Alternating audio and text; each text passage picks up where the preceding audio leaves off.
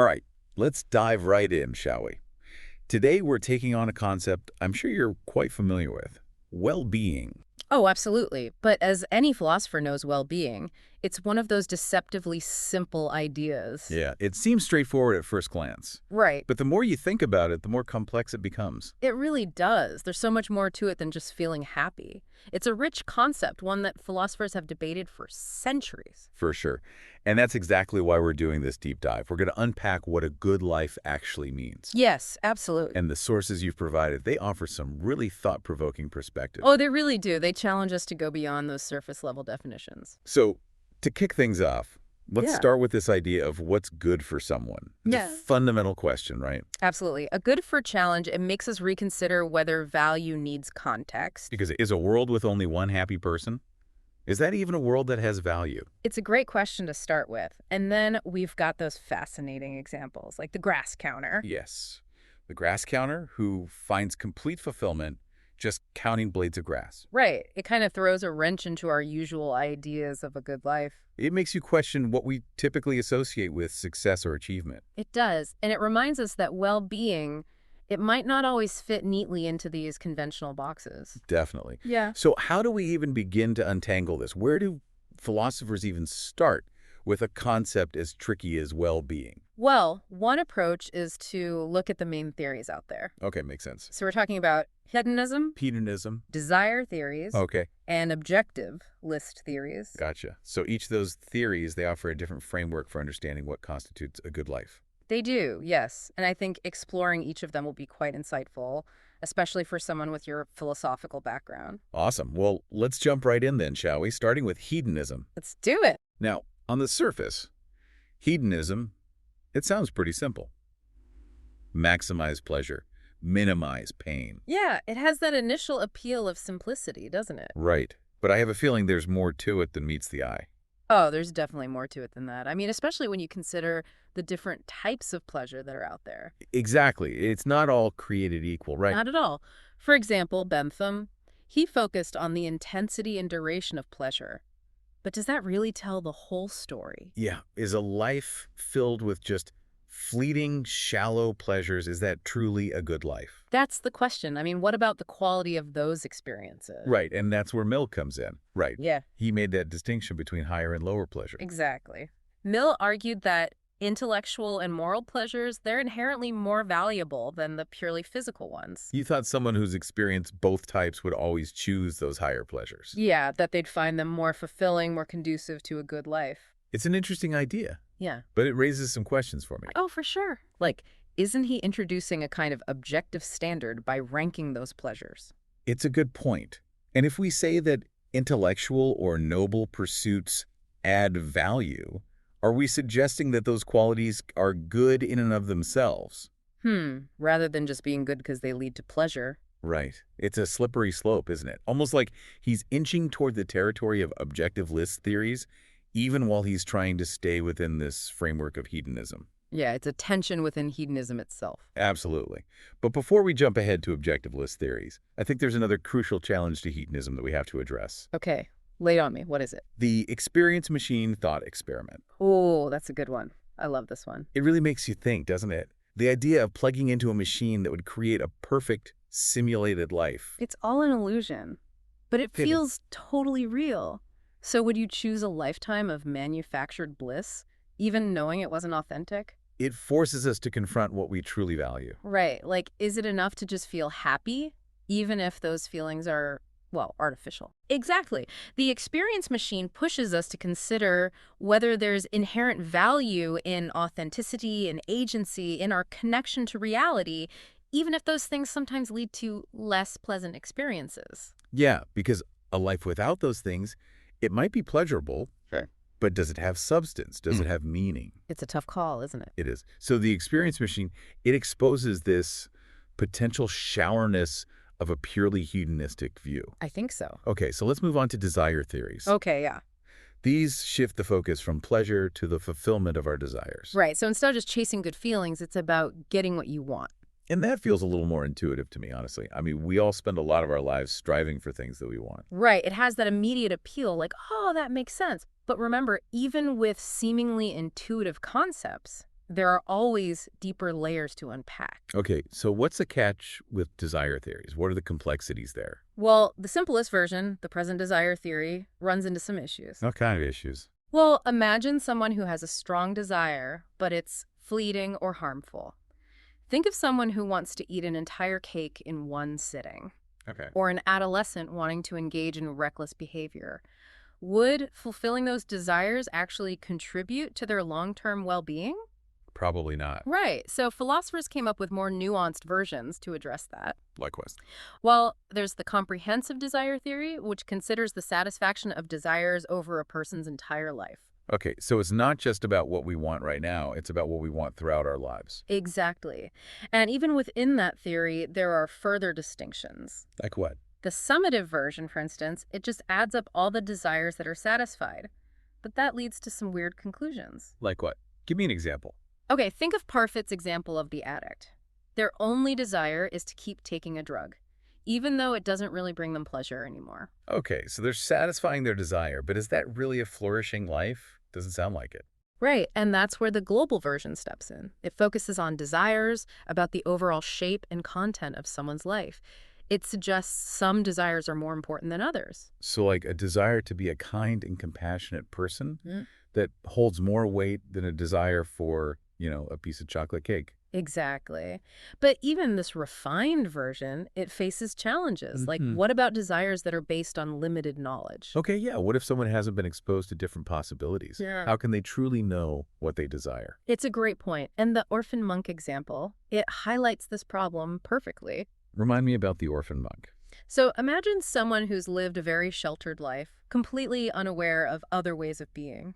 Can we truly say they're living the best life if they haven't even had the chance to consider other options? I see your point. It seems unfair to judge their choices based on a limited set of possibilities. Right. And so desire theories had to evolve even further. But how do they account for that? Well, that brings us to the most sophisticated version, the informed desire theory. It proposes that the best life is the one we would choose if we were fully informed. So if we had all the knowledge and understanding to make truly informed decisions.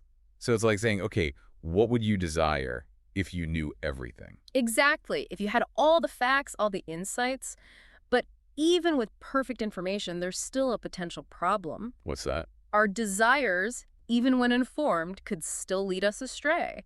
And the grass counter, that example, really challenges the core of desire theories. Because even with full awareness of other options, they still choose to count blades of grass. Yeah, and that suggests maybe desire satisfaction, even when it's informed, maybe it's not always the best indicator of well-being. It's a real wrench in the system. Hey. Okay, so we've seen that hedonism might be too simplistic, and desire theories, well, they have their limitations. They do. So where does that leave us? That brings us to the final major theory of well-being we'll discuss, objective list theories. These propose that some things are just inherently good for us. Okay, regardless of our desires or how we feel about them. Precisely. So there's this idea of a universal list of things that make a good life, whether we want them or not. Wow, that's a bold claim. So what kinds of things are we talking about? What's on this list? Well, it usually includes things like knowledge, friendship, love, achievement, autonomy, things that philosophers believe have inherent value. Okay, but how do you even create such a list? Who decides what goes on it? Mhm. And isn't there a danger of forcing someone else's values on others? These are all important concerns, and there are different approaches to addressing them. Some philosophers use intuition and reflection. Others look to human nature, what allows humans to thrive across different cultures and time periods. It's a complex issue for sure. It seems like we're shifting from these subjective ideas of pleasure and desire to a more objective view of what makes a good life. Right, it's a big philosophical leap. But wouldn't that raise a whole new set of challenges? Oh, absolutely. And that's what makes this deep dive so fascinating, I think. We're really getting to the heart of what it means to live well. We've explored the complexities of hedonism. We've looked at the nuances of desire theories. Right. And now we're entering the realm of objective list theories. It's a journey. Each theory with its own strengths and weaknesses. And the debate, it's far from over. It's an ongoing conversation, and that's what keeps philosophy so vibrant. I agree. And you know what? I feel like my philosophical muscles are getting a good workout here. As they should be. That's the goal. But before we get too lost in all these theories, I think it's important to bring it back down to earth. Okay. to think about how these different ideas about well-being, how they actually play out in the real world, That's a great point. in our everyday lives. I agree. And that leads us to the connection between well-being and morality. Ooh, okay. Does living a good life make us better people? And the other way around, does being moral actually contribute to our own well-being? That's a great question. It is, and it's something we're going to explore in the next part of our deep dive. Welcome back to our exploration of well-being. Remember, we were grappling with those objectiveless theories. Yeah, the idea that some things are just good for us. Period. Right, like intrinsically good, whether we want them or not. Okay, but that brings up some questions for me. Oh, for sure.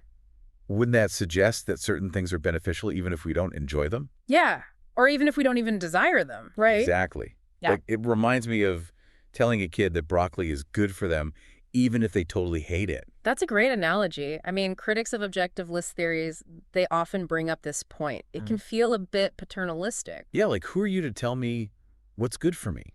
Right, like imposing values on others, especially if those values don't align with their own experiences or their culture. So how do proponents of objectiveless theories deal with that tension? Well, some philosophers, they advocate for what they call hybrid accounts. Hybrid accounts. Yeah, where those objective goods, they only really benefit us if they connect with our desires. Okay, so you're saying it's not about forcing a predetermined set of values on everyone, but it's more about recognizing that certain things might contribute to a good life. Exactly. But ultimately, individuals get to choose how to pursue those things. Yeah, it's like giving someone a map with lots of different paths. Oh, okay. I like that. It's a map to well-being, but you get to choose your own route. Exactly. The individual still has that freedom. Okay, that makes a lot more sense to me. Yeah. It balances those universal principles with individual expression. Yeah, I think it's a good attempt to bridge that gap. But how do we even decide what goes on this objective list in the first place? I mean, it seems like that could lead to endless debates. Oh, for sure. I mean, philosophers, they use all sorts of methods. Like what?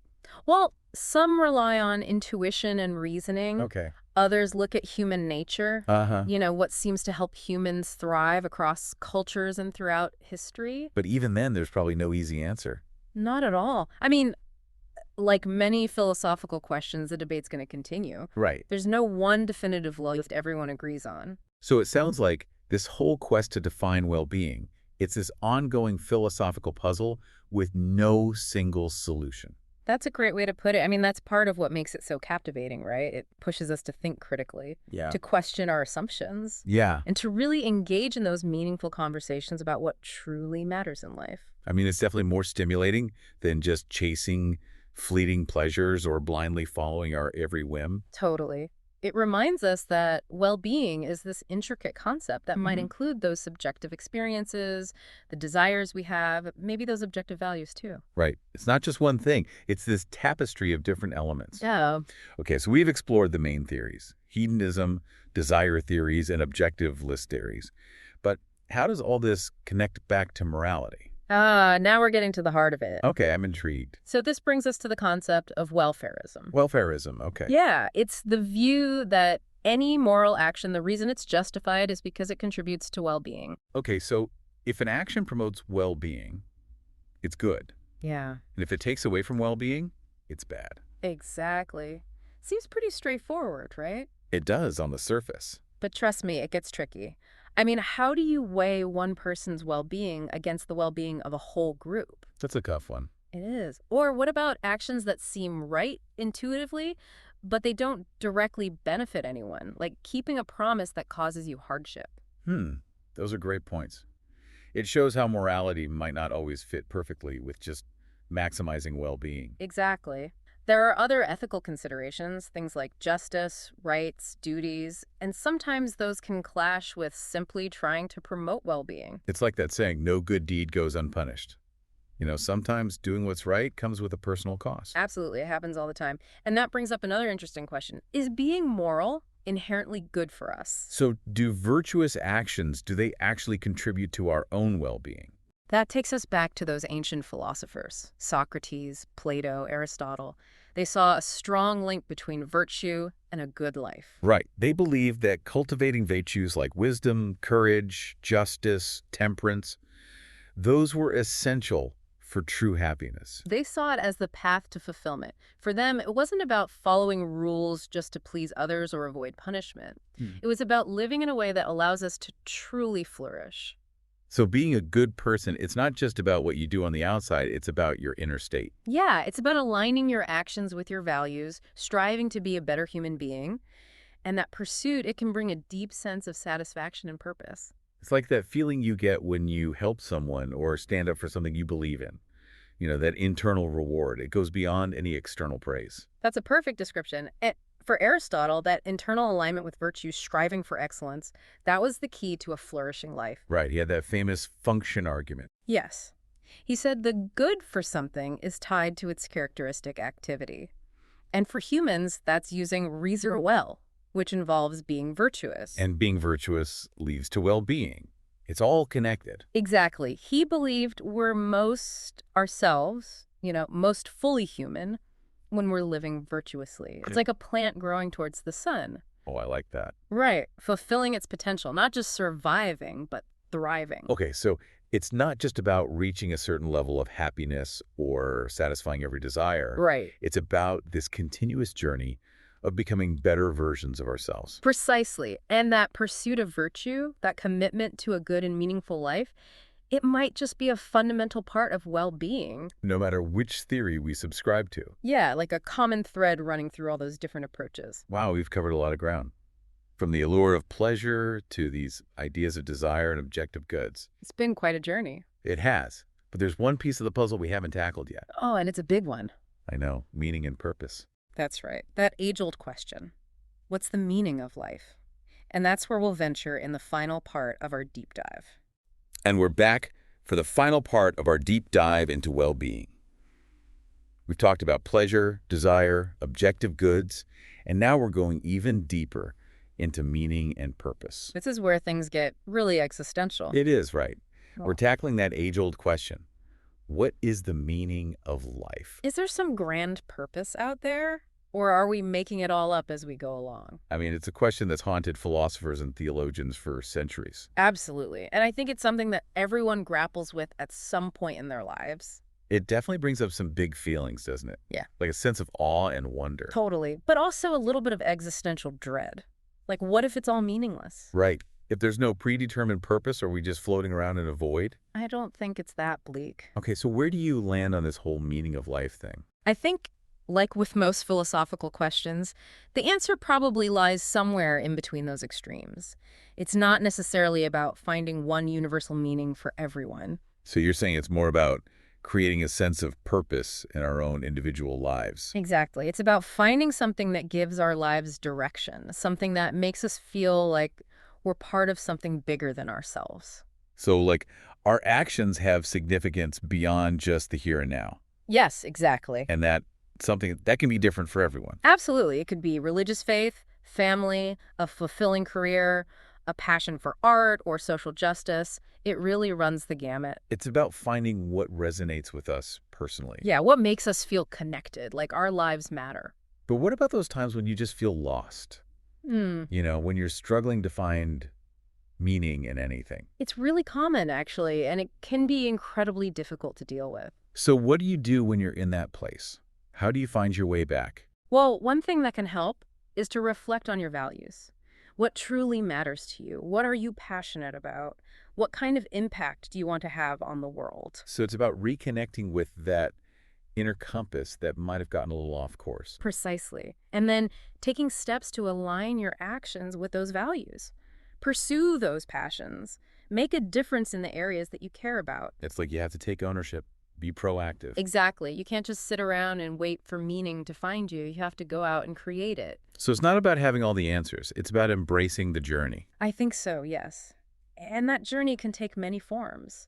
It could be connecting with others, being creative, helping others, even just appreciating the beauty of the world around us. And those things, they don't just bring meaning, they also make us feel alive and connected, don't they? Absolutely. They nourish us. They give us a sense of belonging. And it's important to remember that meaning and purpose, they can change over time. Oh, definitely. What mattered to you 5 years ago might not be as important now. and what matters now might change in the future. So it's this ongoing process of discovery and rediscovery. We're constantly evolving. Exactly. We're not fixed, we're fluid, and I think that's what makes it so exciting. I agree. It's like we're always in this state of becoming. So as we wrap up this deep dive into well-being, what are some key takeaways for our listeners? Well, we've seen that well-being is multifaceted. It's shaped by our experiences, our desires, and maybe even these universal values. And while there's no magic formula for achieving well-being, there are certain principles that can guide us. Right, things like being mindful of our choices, making sure our actions reflect our values, and always striving to be better versions of ourselves. And don't forget the importance of meaningful relationships, engaging with the world around us, and seeking out experiences that bring us joy. Exactly. Those are all essential ingredients for a flourishing life. And maybe the most important thing of all is to never stop exploring what gives your life meaning and purpose. Absolutely. Even when things are tough, even when you feel lost, know that there's always potential for growth, discovery, and the creation of new meaning. Beautifully said. We'll leave our listeners with this. What does well-being truly mean to you? What steps can you take today to create a life that's truly good, a life that's full of meaning, purpose, and fulfillment? Keep asking those questions, keep exploring, keep growing. And until next time, keep diving deep.